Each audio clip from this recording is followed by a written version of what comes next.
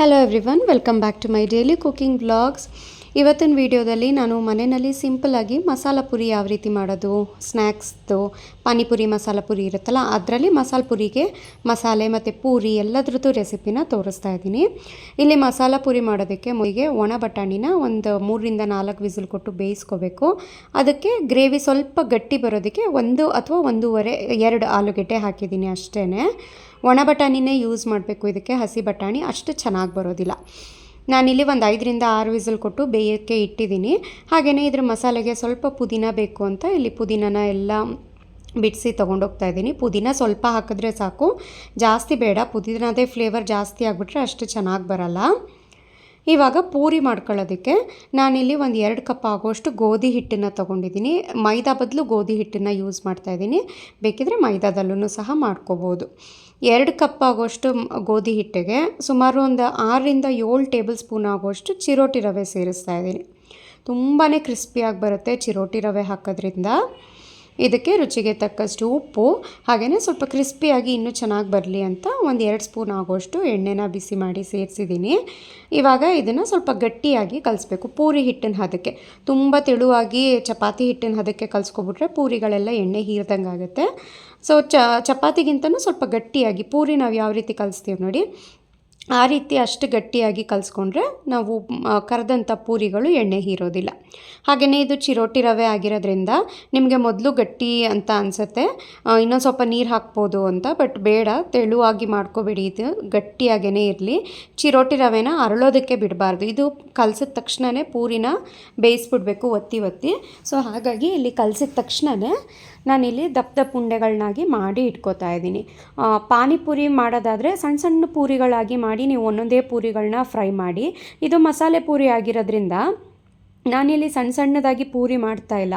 ಯಾಕೆಂದರೆ ಮಸಾಲೆ ಪುರಿಗೆ ಹೇಗೆ ಇದ್ರೂ ಅದನ್ನೆಲ್ಲ ಪುಡಿ ಮಾಡೇ ಹಾಕ್ತೀವಿ.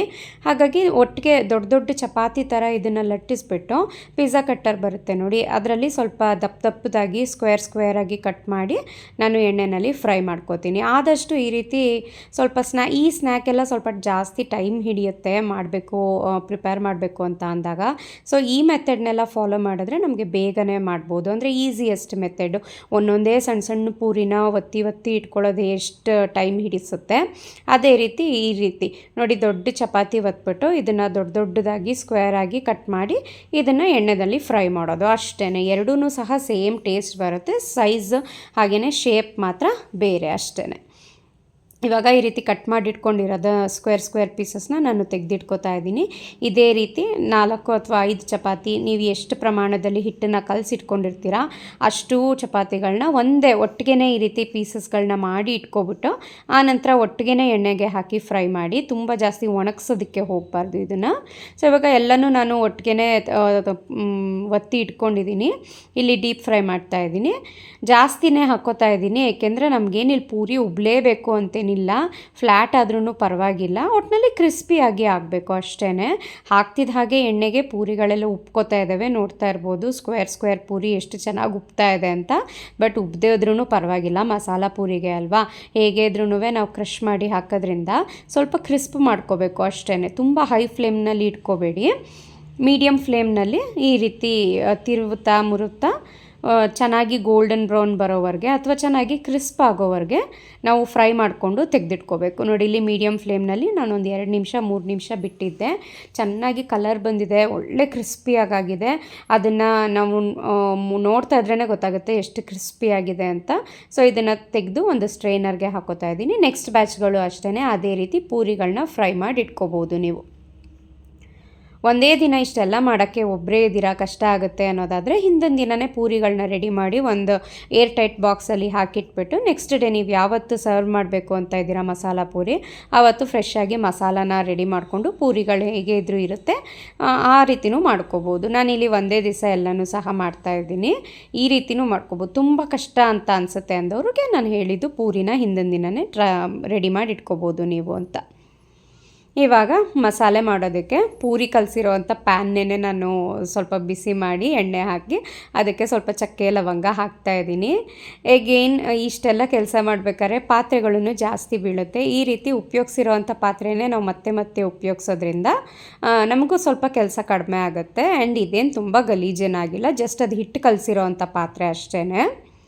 ಚಕ್ಕೆ ಲವಂಗ ಹಾಕಿ ಒಂದು ಸ್ವಲ್ಪ ಜೀರಿಗೆನೂ ಸಹ ಸೇರಿಸಿದ್ದೀನಿ. 2 ಈರುಳ್ಳಿ ಹಾಕಿದ್ದೀನಿ. ಇದಕ್ಕೆ ಡ್ರೈ ಸ್ಪೈಸಸ್ ಹಾಕಬೇಕು. ಅರಿಶಿನ ಪುಡಿ ಹಾಕಿದ್ದೀನಿ, ಧನಿಯಾ ಹಾಕಿದ್ದೀನಿ, ಆಮ್ಚೂರ್ ಪೌಡರು, ಹಾಗೆಯೇ ಗರಂ ಮಸಾಲ, ಒಂದು 2 ಸ್ಪೂನ್ ಆಗೋಷ್ಟು ರೆಡ್ ಚಿಲ್ಲಿ ಪೌಡರ್ನ ಹಾಕಿದ್ದೀನಿ. ಹಾಗೆಯೇ ಒಂದು 2 ಹಸಿರು ಮೆಣಸಿನ್ಕಾಯಿ. ರೆಡ್ ಚಿಲ್ಲಿ ಪೌಡರು ಹಾಕಿರ್ತೀವಿ, ಹಸಿರು ಮೆಣಸಿನ್ಕಾಯಿ ಜಾಸ್ತಿ ಹಾಕಿದ್ರೆ ತುಂಬ ಖಾರ ಆಗಿಬಿಡುತ್ತೆ. ತುಂಬ ಖಾರ ಆದರೆ ಟೇಸ್ಟ್ ಚೆನ್ನಾಗಿ ಬರೋಲ್ಲ, ತಿನ್ನಲಿಕ್ಕೆ ಆಗಲ್ಲ ಆವಾಗ. ಸೊ ಹಾಗಾಗಿ ಇಷ್ಟೇ ಸಾಕು ಮಸಾಲೆ. ಡ್ರೈ ಸ್ಪೈಸಸ್ ಎಲ್ಲ ಹಾಕಿದ ನಂತರ ಸ್ವಲ್ಪ ಸೀದೋಗ್ತಾ ಇತ್ತು ಅಂತ ಅಂದ್ಬಿಟ್ಟು ನಾನು ನೀರನ್ನು ಸೇರಿಸಿದ್ದೀನಿ. ಈರುಳ್ಳಿ ಚೆನ್ನಾಗಿ ಫ್ರೈ ಆದ ನಂತರ ಇದಕ್ಕೆ 2 ಹುಳಿ ಟೊಮೆಟೊ ಸೇರಿಸ್ತಾ ಇದ್ದೀನಿ. ಜಾಮ್ ಟೊಮೆಟೊ ಇದ್ದರೆ ಒಂದು ಸ್ವಲ್ಪ ನೀವು ಹುಣಸೆ ರಸನ ಮಿಕ್ಸ್ ಮಾಡ್ಕೊಳ್ಳಿ. ನಾನು ಹೇಗಿದ್ದರೂ ಆಮ್ಚೂರ್ ಪೌಡರ್ನ ಹಾಕಿದ್ದೀನಿ. ಹುಳಿ ಟೊಮೆಟೊದೇ ಹುಳಿ ಸಾಕಾಗುತ್ತೆ ಇದಕ್ಕೆ. ಟೊಮೆಟೊ ಕ್ಲೀನಾಗಿ ಸಾಫ್ಟ್ ಆಗೋವರೆಗೂ ಚೆನ್ನಾಗಿ ಬೇಯಿಸಿಟ್ಕೊಂಡಿದ್ದೀನಿ. ಅದು ಸ್ವಲ್ಪ ತಣ್ಣಗಾದ ನಂತರ ಈ ಟೊಮೆಟೊ ಮಿಕ್ಸ್ಚರ್ನ ನೀಟಾಗಿ ರುಬ್ಕೊಂಡು ಬರಬೇಕು. ಎಕ್ಸ್ಟ್ರಾ ಏನು ನೀರು ಹಾಕೋ ಅವಶ್ಯಕತೆ ಇಲ್ಲ. ಇದನ್ನು ನಾನು ಕುಕ್ಕರ್ನಲ್ಲಿ ಬಟಾಣಿ ಹಾಗೆಯೇ ಆಲೂಗೆಡ್ಡೆ ಬೇಯಿಸಿಟ್ಕೊಂಡಿದ್ನಲ್ಲ, ಅದಕ್ಕೇ ಡೈರೆಕ್ಟಾಗಿ ಟ್ರಾನ್ಸ್ಫರ್ ಮಾಡ್ಕೋತಾ ಇರೋದ್ರಿಂದ ಆಲೂಗೆಡ್ಡೆನ ಮ್ಯಾಶ್ ಮಾಡಿ ಇಟ್ಕೋತಾ ಇದ್ದೀನಿ. ಬಟಾಣಿನೂ ನೋಡಿ ಈ ರೀತಿ ಮುಟ್ಟಿದ್ರೆ ಸಾಕು, ಬೆಣ್ಣೆ ಥರ ಸಾಫ್ಟಾಗಿ ಅದು ಪ್ರೆಸ್ ಆಗಬೇಕು, ಆ ರೀತಿ ಬೇಯಿಸ್ಕೋಬೇಕು ನಾವು ಬಟಾಣಿ.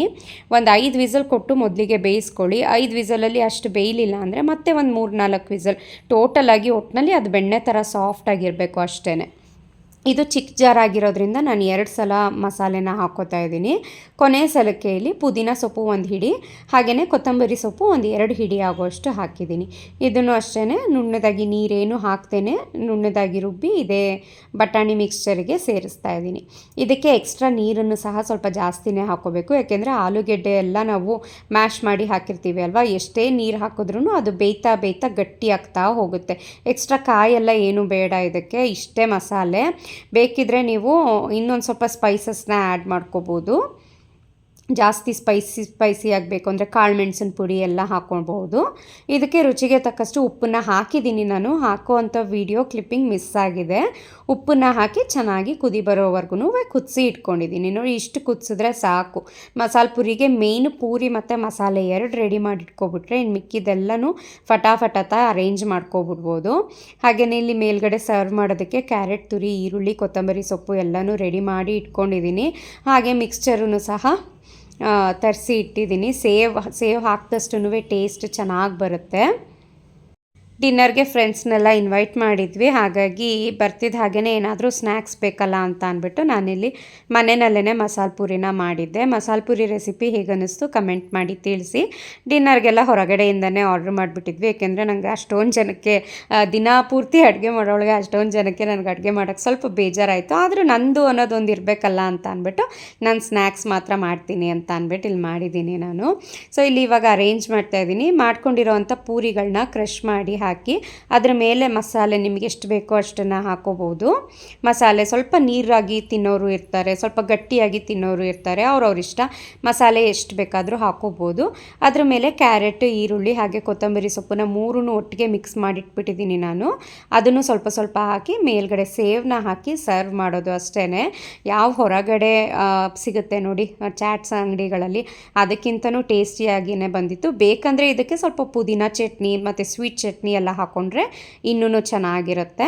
ಸೊ ಹೇಗೆ ಅನ್ನಿಸ್ತು ಇವತ್ತಿನ ವಿಡಿಯೋ ನನಗೆ ಕಮೆಂಟ್ ಮಾಡಿ ತಿಳಿಸಿ. ನಾನು ಸಿಗ್ತೀನಿ ಮತ್ತು ಇನ್ನೊಂದು ರೆಸಿಪಿ ಜೊತೆ ಇನ್ನೊಂದು ಕುಕ್ಕಿಂಗ್ ಬ್ಲಾಗ್ನಲ್ಲಿ. ಅಲ್ಲಿವರೆಗೆ ಟೇಕ್ ಕೇರ್.